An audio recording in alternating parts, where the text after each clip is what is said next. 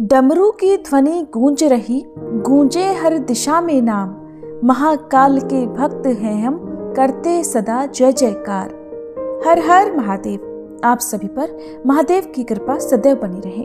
प्रिय श्रोताओं, आज सोमवार का दिन है, तो आज की इस वीडियो में आप सुनेंगे सोमवार व्रत की संपूर्ण कथा। पौराणिक कथा के अनुसार अमरावती नगर में एक धनी व्यापारी रहा करता था।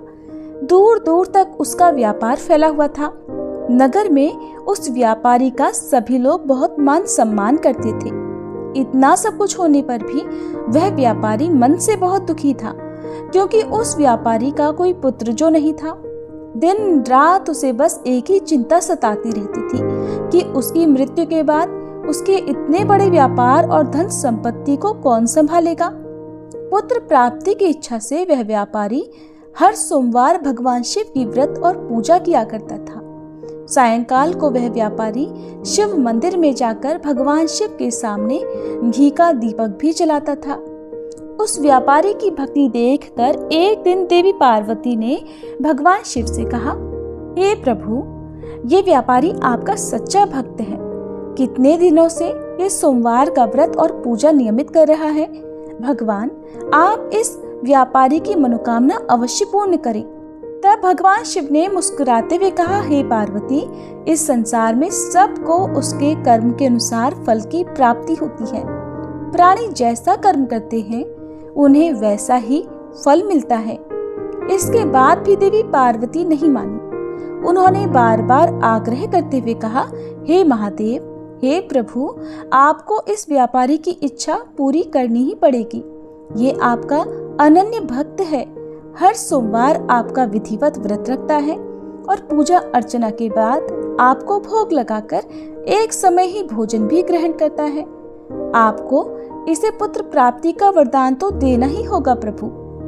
देवी पार्वती का इतना आग्रह देखकर भगवान शिव ने कहा, देवी, तुम्हारे आग्रह पर मैं इस व्यापारी को पुत्र प्राप्ति का वरदान देता हूँ, लेकिन इसका पुत्र 16 वर्ष से अधिक जीवित नहीं रहेगा। उसी रात भगवान शिव ने स्वप्न में उस व्यापारी को दर्शन देकर उसे पुत्र प्राप्ति का वरदान दिया और उसके पुत्र के 16 वर्ष तक जीवित रहने की बात भी बताई। भगवान के वरदान से उस व्यापारी को खुशी तो हुई, लेकिन पुत्र की अल्पायु की चिंता ने उस खुशी को नष्ट कर दिया। व्यापारी अब भी पहले की तरह सोमवार का विधिवत व्रत करता रहा। कुछ महीने पश्चात उसके घर एक बहुत ही सुंदर पुत्र उत्पन्न हुआ। पुत्र जन्म से व्यापारी के घर में खुशियां भर गई। बहुत धूमधाम से पुत्र जन्म का समारोह मनाया गया। व्यापारी को पुत्र जन्म की अधिक खुशी नहीं हुई, क्योंकि उसे पुत्र की अल्पायु के रहस्य का पता था, लेकिन ये रहस्य घर में किसी और को मालूम नहीं था। विद्वान ब्राह्मणों ने उस पुत्र का नाम अमर रखा। जब अमर 12 वर्ष का हुआ तो शिक्षा के लिए उसे वाराणसी भेजने का निश्चय किया गया। व्यापारी ने अमर के मामा दीपचंद को बुलाया और कहा कि अमर को शिक्षा प्राप्त करने के लिए वाराणसी छोड़कर आओ। अमर अब अपने मामा के साथ शिक्षा प्राप्त करने के लिए चल दिया। रास्ते में जहाँ भी अमर और दीपचंद रात्रि विश्राम के लिए ठहरते, वहीं यज्ञ करते और ब्राह्मणों को भोजन भी कराते थे। लंबी यात्रा के बाद अमर और दीपचंद एक नगर में पहुंचे। उस नगर के राजा की कन्या के विवाह की खुशी में पूरे नगर को सजाया गया था। निश्चित समय पर बारात आ गई, लेकिन वर का पिता अपने बेटे के एक आंख से काना होने के कारण बहुत चिंतित था। उसे इस बात का भय सता रहा था कि राजा को इस बात का पता चलने पर कहीं वह विवाह से इनकार न कर दे, इससे उसकी बदनामी होगी। वर के पिता ने अमर को देखा तो उसके मस्तिष्क में एक विचार आया। उसने सोचा, क्यों न इस लड़के को दुल्हा बनाकर राजकुमारी से विवाह करा दूं। विवाह के बाद इसको धन देकर विदा कर दूंगा और राजकुमारी को अपने नगर में ले जाऊंगा। वर के पिता ने इस संबंध में अमर और दीपचंद से बात की। दीपचंद ने धन मिलने के लालच में वर के पिता की बात स्वीकार कर ली और अमर को दुल्हे के वस्त्र पहनाकर राजकुमारी चंद्रिका से विवाह करा दिया गया। राजा ने बहुत सा धन देकर राजकुमारी को विदा किया। अमर जब लौट रहा था तो सच नहीं छिपा सका और उसने राजकुमारी के दुपट्टे पर लिख दिया, राजकुमारी चंद्रिका, तुम्हारा विवाह तो मेरे साथ हुआ था। मैं तो वाराणसी में शिक्षा प्राप्त करने जा रहा हूँ। अब तुम्हें जिस नवयुवक की पत्नी बनना पड़ेगा वह कान्हा है। जब राजकुमारी ने अपने दुपट्टे पर लिखा हुआ पढ़ा तो उसने काने लड़के के साथ जाने से इनकार कर दिया। राजा ने सब बातें जानकर राजकुमारी को महल में रख लिया। उधर अमर अपने मामा दीपचंद के साथ वाराणसी पहुंच गया। अमर ने गुरुकुल में पढ़ना प्रारंभ कर दिया। जब अमर की आयु 16 वर्ष की हुई तो उसने एक यज्ञ किया। यज्ञ की समाप्ति पर ब्राह्मणों को भोजन कराया और खूब अन्न वस्त्र दान किए। रात को अमर अपने शयन कक्ष में सो गया। शिवजी के वरदान के अनुसार शयनावस्था में ही अमर के प्राण पखेरु उड़ गए। सूर्योदय पर मामा अमर को मृत देखकर रोने पीटने लगा। आसपास के लोग भी एकत्र होकर दुख प्रकट करने लगे। मामा के रोने विलाप करने के स्वर समीप से गुजरते हुए भगवान शिव और माता पार्वती ने भी सुने। तब माता पार्वती ने भगवान से कहा, प्राणनाथ, मुझसे इसके रोने का स्वर सहन नहीं हो रहा। आप इस व्यक्ति के कष्ट को अवश्य दूर कीजिए। भगवान शिव ने देवी पार्वती के साथ अदृश्य रूप में जाकर अमर को देखा तो पार्वती जी से बोले, देवी, ये तो उसी व्यापारी का पुत्र है जिसे मैंने 16 वर्ष की आयु का वरदान दिया था। आज इसकी आयु तो पूरी हो गई। देवी पार्वती ने फिर भगवान शिव से निवेदन किया, हे प्राणनाथ, आप इस लड़के को जीवित कर दीजिए, नहीं तो इस लड़के के माता पिता पुत्र की मृत्यु के कारण रो रो कर अपने प्राणों का त्याग कर देंगे। इस लड़के का पिता तो आपका परम भक्त है, वर्षों से सोमवार का व्रत करते हुए आपको भोग लगा रहा है। माता पार्वती के बार बार आग्रह करने पर भगवान शिव ने उस लड़के को जीवित होने का वरदान दे दिया और कुछ ही क्षणों में वह जीवित होकर उठ बैठा। फिर शिक्षा समाप्त करके अमर मामा के साथ अपने नगर की ओर चल दिया। दोनों चलते हुए उसी नगर में पहुंचे जहां अमर का विवाह हुआ था। उस नगर में भी अमर ने यज्ञ का आयोजन किया। समीप से गुजरते हुए नगर के राजा ने यज्ञ का आयोजन देखा। तब राजा ने अमर को तुरंत पहचान लिया। यज्ञ समाप्त होने पर राजा अमर और उसके मामा को महल में ले गया और कुछ दिन उन्हें महल में रखकर बहुत सारा धन वस्त्र देकर राजकुमारी के साथ विदा कर दिया। रास्ते में सुरक्षा के लिए राजा ने बहुत से सैनिकों को भी साथ भेजा। दीपचंद ने नगर में पहुंचते ही एक दूत को घर भेजकर अपने आने की सूचना भेजी। अपने बेटे अमर के जीवित वापस लौटने की सूचना से व्यापारी बहुत प्रसन्न हुआ। व्यापारी ने अपनी पत्नी के साथ स्वयं को एक कमरे में बंद कर रखा था। भूखे प्यासे रहकर व्यापारी और उसकी पत्नी बेटे की प्रतीक्षा कर रहे थे। उन्होंने प्रतिज्ञा कर रखी थी कि यदि उन्हें अपने बेटे की मृत्यु का समाचार मिला तो वे दोनों भी अपने प्राण त्याग देंगे। व्यापारी अपनी पत्नी और मित्रों के साथ नगर के द्वार पर पहुंच गया। अपने बेटे के विवाह का समाचार सुनकर पुत्र वधू राजकुमारी चंद्रिका को देखकर उसकी खुशी का ठिकाना नहीं रहा। उसी रात भगवान शिव ने व्यापारी के स्वप्न में आकर कहा, हे श्रेष्ठी, मैंने तेरे सोमवार के व्रत करने और व्रत कथा सुनने से प्रसन्न होकर तेरे पुत्र को लंबी आयु प्रदान की है। ये सुनकर व्यापारी बहुत प्रसन्न हुआ। सोमवार का व्रत करने से व्यापारी के घर में खुशियां लौट आई। शास्त्रों में लिखा है कि जो स्त्री पुरुष सोमवार का विधिवत व्रत करते और व्रत कथा सुनते हैं, उनकी सभी इच्छाएं महादेव की कृपा से पूरी हो जाती हैं। सोमवार व्रत कथा समाप्त। अब सुनिए भगवान शिव और माता पार्वती के बीच में हुए संवाद की एक अद्भुत कथा। एक बार भगवान शंकर और माता पार्वती जी साथ साथ पदयात्रा पर संसार के भ्रमण के लिए निकले। संसार में अनेक स्थानों पर घूमने के बाद एक बार देवी पार्वती जी थक गई और उन्होंने भगवान शिव से थोड़ी देर विश्राम करने के लिए कहा। भगवान शिव ने विश्राम करने के लिए हामी भर दी और फिर वे दोनों एक बड़े से पीपल के पेड़ के नीचे छांव में बैठ गए। थोड़ी ही देर बाद भगवान शिव अपनी करवट बदलकर लेट गए, लेकिन माता पार्वती की नजरें उन चींटियों की कतार पर टिकी हुई थी जो एक जगह से दूसरी जगह पर रेंगती हुई जा रही थी। चींटियों के बीच में रास्ते में पड़ा था एक रेंगने वाला कीड़ा जिसे वे चींटियां लगातार चलते हुए काट रही थी। वह कीड़ा अपनी रक्षा करने में असमर्थ था क्योंकि चींटियां बहुत सारी थीं और कीड़े को इस तरह चींटियों के काटने से अत्यधिक पीड़ा हो रही थी। वो अपनी रक्षा के लिए छटपटा रहा था। माता पार्वती जी ये दृश्य देखकर दुखी होने लगी। माता कैसे न कैसे करके उस कीड़े की पीड़ा मिटाना चाहती थी, लेकिन खुद करने में असमर्थ थी। तो माता ने कीड़े को इस समस्या से मुक्ति दिलाने के लिए भगवान शिव से प्रार्थना की। भगवान शिव ने जब खड़े होकर उस कीड़े को देखा तो उन्होंने देवी पार्वती को समझाया कि आप इस पर ध्यान मत दो, ये किसी पीड़ा में नहीं है बल्कि अपने कर्मों का ही फल भोग रहा है। लेकिन माता पार्वती अपने कोमल हृदय से इस कठोर और पीड़ादायी दृश्य को देखकर बहुत दुखी थी। उन्होंने फिर से भगवान शिव से उस कीड़े की पीड़ा को मिटाने के लिए लगातार प्रार्थना की, लेकिन भगवान शिव भी उन्हें यही समझाते रहे कि इस पर ध्यान मत दो, क्योंकि यह तो अपने कर्मों का फल भोग रहा है और सभी को एक न एक दिन अपने कर्मों का फल भोगना ही होता है। भगवान शिव ने इस समस्या से मुक्ति दिलाने के लिए माता पार्वती जी से वहां से कहीं दूसरे स्थान पर चलने के लिए कहा ताकि उनका ध्यान वहां से हट सके। लेकिन माता पार्वती जी ने भी हट पकड़ रखी थी। वह कहने लगी, प्रभु जब तक इस कीड़े की पीड़ा नहीं मिटेगी मैं यहाँ से कहीं नहीं जाऊंगी।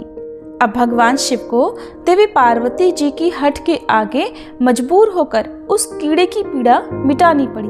भगवान शिव बोले, देवी ठीक है, मैं इसका कष्ट दूर कर रहा हूँ, लेकिन अगर बाद में ये कुछ गड़बड़ करे तो तुम मुझे दोष मत देना। भोलेनाथ की बात सुनकर देवी पार्वती जी कहने लगी, ठीक है प्रभु, पहले आप इसका कष्ट तो मिटाइए। फिर भगवान शिव ने अपनी शक्तियों से उस कीड़े को, राजा, चींटियों को, उसकी प्रजा और उनके लिए एक बहुत ही सुंदर नगरी बना दी, जिसमें राजा का आलीशान महल था। अब यहाँ से उस राजा की वास्तविकता शुरू होती है, जिस कारण उसे एक कीड़े के रूप में पीड़ा मिल रही थी। अब जब सब कुछ बनकर तैयार हो गया, तब भगवान शिव ने राजा से, जो पहले जन्म में कीड़ा था, उससे कहा कि भाई अब तू अपना राजपाट संभाल, हम यहाँ से चलते हैं। लेकिन राजा अपने व्यवहार से बड़ा ही घमंडी था और वह एक चरित्रहीन भी था। उसने माता पार्वती जी की ही सुंदरता पर मोहित होकर उनका ही हाथ पकड़ लिया और भगवान शिव का ये कहकर अपमान किया कि तू एक योगी, वन वन भटकने वाला एक साधारण सा ब्राह्मण, भला तेरे साथ ये सुंदर स्त्री कैसे रह सकती है? अरे इसकी जगह तो मेरे महल में है, जिसे मैं अपनी रानी बनाऊंगा। इतनी सुंदर स्त्री एक राजा की रानी ही बन सकती है, ना कि एक साधारण से योगी की, जिसे ना अपने आज का पता है ना अपने कल का। अब मेरी बात सुन और यहाँ से चुपचाप चला जा, ये तो मेरी रानी बनेगी। तब भगवान शिव ने उस राजा को, जो अपने पूर्व जन्म में कीड़ा था, समझाने की बहुत कोशिश की। भगवान बोले, ये मेरी पत्नी है, तू अपना राजपाट संभाल, तुझे तो हजारों रूपमती मिल जाएंगी। भगवान शिव ने उसे समझाने का बहुत प्रयास किया, लेकिन वह राजा था कि अपनी ही जिद पर अड़ा रहा। तब भगवान शिव कहने लगे, ठीक है राजा, तुम इसे अपनी रानी बना लो, मैं चलता हूँ। भगवान की ये बात सुनते ही माता पार्वती भगवान शिव के चरणों में गिर गईं और बोली, स्वामी आप मुझे इस दुविधा में छोड़कर अकेले कैसे जा सकते हैं? तब भगवान शिव बोले, देवी मैंने तो तुमसे पहले ही कहा था कि मैं इसका कष्ट मिटा दूंगा, लेकिन बाद में अगर ये कुछ गड़बड़ करता है तो तुम मुझे इसका दोष मत देना। माता पार्वती जी बोली, हे नाथ मुझे क्षमा कीजिए, मैं कर्म सिद्धांत को नहीं पहचान सकी, लेकिन अब मैं समझ गई हूँ कि ये घमंडी और चरित्रहीन मानव अपने पिछले जन्म के कर्मों का ही फल भोग रहा था। इस क्रूर मानव ने अवश्य ही अपने जीवन में अनंत पाप किए होंगे, जिसका दंड इसे आज इस कीड़े के रूप में भुगतना पड़ रहा है। अब भगवान शिव प्रसन्न हुए कि चाहे देवी पार्वती ने हट करके ही इसका कष्ट मिटाना चाहा, परंतु अब वह कर्म सिद्धांत को समझ चुकी थी। फिर भगवान शिव ने अपनी शक्तियों से सारी परिस्थितियां पहले जैसी ही कर दी। राजा को वही पहले की तरह कीड़ा और प्रजा को पहले की तरह चींटियां बनाकर उसके कर्म सिद्धांत को उसके हाल पर छोड़ दिया। अब माता पार्वती जी भी प्रसन्न होकर भगवान शिव के साथ अपने भ्रमण पर पुनः निकल पड़ी। इसी तरह प्राणियों को अपने अच्छे और बुरे कर्मों का फल तो भोगना ही पड़ता है। आज नहीं तो कल, कल नहीं तो परसों, और इस जन्म में नहीं तो अगले जन्म में फल तो भोगना ही होगा। प्रिय श्रोताओं, अब आपको सुनाते हैं नवग्रहों की कथा। ज्योतिष शास्त्र में नवग्रहों को बहुत ही महत्वपूर्ण माना जाता है, क्योंकि इन्हीं ग्रहों की चाल के कारण सभी राशियों के जीवन पर सकारात्मक या नकारात्मक प्रभाव पड़ते हैं। लेकिन कथा सुनाने से पहले आपको नवग्रहों के माता पिता के बारे में भी बताते हैं कि इन सभी नवग्रहों के माता पिता कौन हैं। ज्योतिष विज्ञान में ग्रह और उनकी दशा का विशेष महत्व है। ये सभी नवग्रह किसी न किसी क्षेत्र जैसे शिक्षा, ज्ञान, धन, लाभ, हानि इनका प्रतिनिधित्व करते हैं। सबसे पहले ग्रह की बात करते हैं सूर्य। सूर्य देव के पिता का नाम कश्यप है और इनकी माता अदिति है। पंच देवताओं में सूर्य देव का विशेष महत्व है। इनकी 2 पत्नियां हैं जिनका नाम संध्या और छाया है। शनिदेव भगवान सूर्य के पुत्र हैं और यमराज और देवी यमुना भी इनकी संतान है। दूसरे ग्रह है चंद्र ग्रह। चंद्रदेव महर्षि अत्रि के पुत्र हैं और उनकी माता का नाम अनुसुईया है। शास्त्रों के अनुसार चंद्रदेव की 27 पत्नियां हैं जो 27 नक्षत्रों का प्रतिनिधित्व करती हैं। चंद्रदेव बुध ग्रह के पिता हैं। तीसरे ग्रह है मंगल ग्रह। शास्त्रों में बताया गया है कि मंगल देव के पिता भगवान शिव हैं और भूदेवी इनकी माता है। मंगल पूरी तरह से ब्रह्मचारी है। मांगलिक दोष का संबंध भी इन्हीं ग्रह से होता है। चौथे ग्रह है बुध ग्रह। बुध देव के पिता चंद्र और देवी तारा इनकी माता का नाम है। बुध देव को समस्त वेद और शास्त्रों का ज्ञान देवगुरु बृहस्पति से प्राप्त हुआ था और इनकी पत्नी का नाम इला है। चंद्र वंश का प्रारंभ भी इन्हीं से हुआ था। चौथे ग्रह हैं बृहस्पति। देवगुरु बृहस्पति के पिता महर्षि अंगिरस हैं। स्वरूपा इनकी माता का नाम है और इनकी पत्नी का नाम तारा है। महाभारत काल में मुख्य भूमिका निभाने वाले गुरु द्रोणाचार्य इनके पौत्र माने जाते हैं। शास्त्रों में इन्हें देवताओं का गुरु भी बताया गया है। पांचवें ग्रह हैं शुक्र ग्रह। शुक्र देव के पिता भृगु ऋषि हैं और काव्य माता इनकी माता का नाम है। इन्हें कठिन तप के कारण भगवान शिव से मृत संजीवनी विद्या प्राप्त हुई थी। इनकी पत्नी का नाम जयंती है, जिन्हें देवराज इंद्र की पुत्री के रूप में जाना जाता है। छठे ग्रह है शनि ग्रह। शनिदेव भगवान सूर्य के पुत्र हैं और इनकी माता का नाम छाया है। लेकिन शनि का स्वभाव अपने पिता के गुणों से बिल्कुल विपरीत है। शनिदेव कर्मों के अनुसार फल प्रदान करते हैं और इनकी पत्नी का नाम धामिनी है।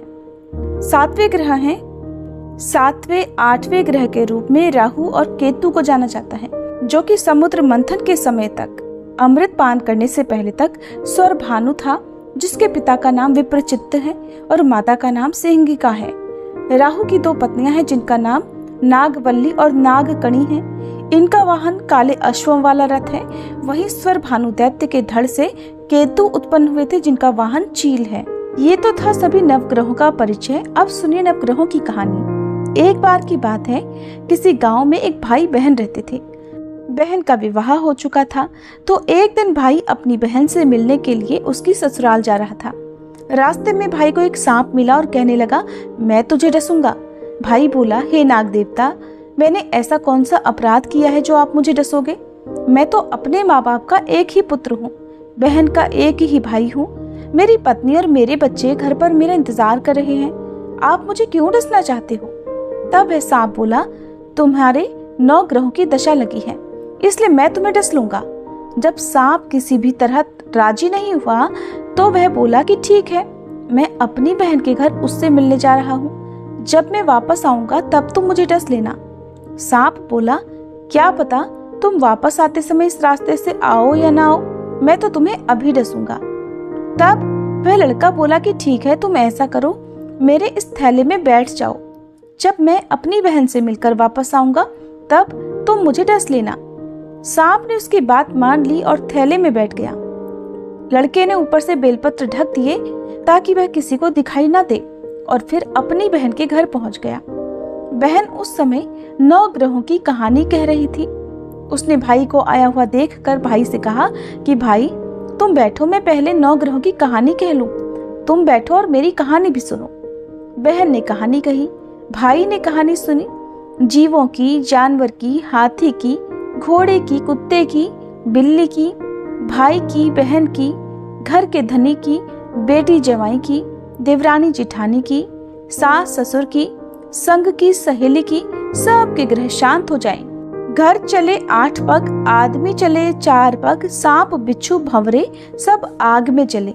ऐसे भाई को कहानी सुनाकर बहन खड़ी हो गई और भाई के पास रखे थैले को देखकर भाई से बोली, भाई थैले में क्या लाए हो? इससे पहले कि भाई कुछ कहता, उसने वह थैला उठाया और घर के अंदर ले गई। थैला खोलकर देखा तो बेलपत्र, केले और संतरे बन गए और सांप एक चमचमाता हुआ हार बन गया। जब हार पहनकर वह बहन बाहर आई तो बहन के गले में चमचमाता हार देखकर भाई बोला, बहन इतना कीमती हार तुम कहाँ से लाई हो? बहन बोली, भाई तुम ही तो लाए हो मेरे लिए। थैले में केले और संतरे के साथ हार भी तो था। भाई ने सुना तो हैरान रह गया और बोला, बहन उसमें हार नहीं बल्कि मेरी मृत्यु का सामान था। ऐसा कहकर उसने सारी बात अपनी बहन को बताई और फिर कहने लगा कि बहन ये तेरे ही 9 ग्रहों की कहानी का प्रभाव है, जो वह सांप हार बन गया। अब ये हार तू ही रख ले। कुछ दिनों के बाद बहन के घर रहने के बाद जब भाई वापस चलने लगा तो बहन बोली, भाई तुम्हारे 9 ग्रहों की दशा लगी है, तुम घर जाकर भाभी से कहना कि वो 9 ग्रहों की कहानी कहे। ऐसा कहकर उसने अपने भाई को विदा किया। भाई जब अपने घर पहुंचा और जाकर अपनी पत्नी से बोला कि सुनो, हमारे 9 ग्रहों की दशा लगी है, हम नवग्रह की कहानी रोज कहा करेंगे। मैं कहूँगा और तुम सुनना, तुम कहोगी तो मैं सुनूंगा। फिर बोला, जाओ 1 लोटा जल का भरकर लाओ, साथ में चावल और चीनी के दाने भी लेकर आओ। उसकी पत्नी सारी सामग्री ले आई। कहानी कही जीव की, जानवर की, हाथी की, घोड़े की, कुत्ते की, बिल्ली की, देवरानी जिठानी की, सास ससुर की, घर के धनी की, बेटी जवाई की, भाई बहन की, सबके 9 ग्रह शांत हो जाइयो। घर चले 8 पग, आदमी चले 4 पग, सांप बिच्छू भंवरे सब आग में जल जाइयो। सभी 9 ग्रहों को नमस्कार है। जैसे 9 ग्रहों की दशा भाई की उतरी, वैसे ही इस कहानी को कहते सुनते और हुंकारा भरते सबकी उतरे।